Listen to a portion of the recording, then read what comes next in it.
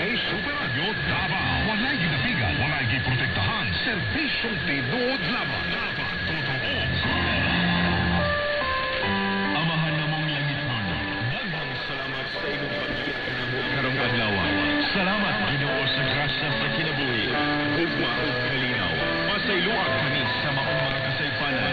Ipadanag ang imong halaang Espiritu Santo na ipadayon namo ang among pagsayaw o pagbayaw sa imong ngalan. Ang GMA Super Radio Davao 1125 sa dial sa inyong mga radyo. Usa ka commercial broadcast station. Yan sa GMA Network Incorporated. Ilaw sa Radio Operations Group. Ang GMA Super Radio Davao nagsibiyak sa Kusog. Nga 10,000 watts kamong transmitter na himutang sa Maa, Davao City. Samtang ang among studio o opisina na himutang sa GMA Complex sa Shrine Hills, Matina, Davao City. Ang GMA Super Radio Davao nag-operate pinaagi sa pagdugot sa National Telecommunications Commission with permit number DSA-0046-96.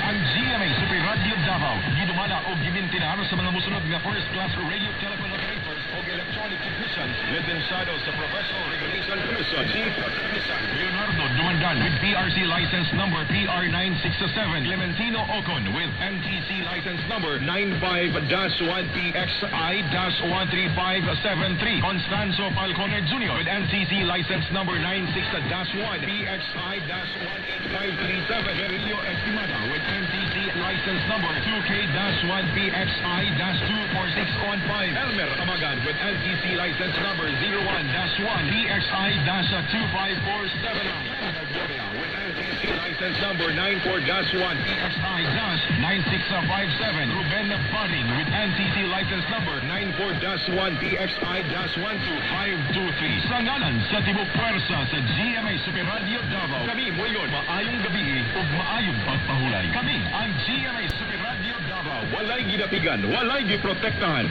Serbisyong tinuod lamang. Dapat totoo.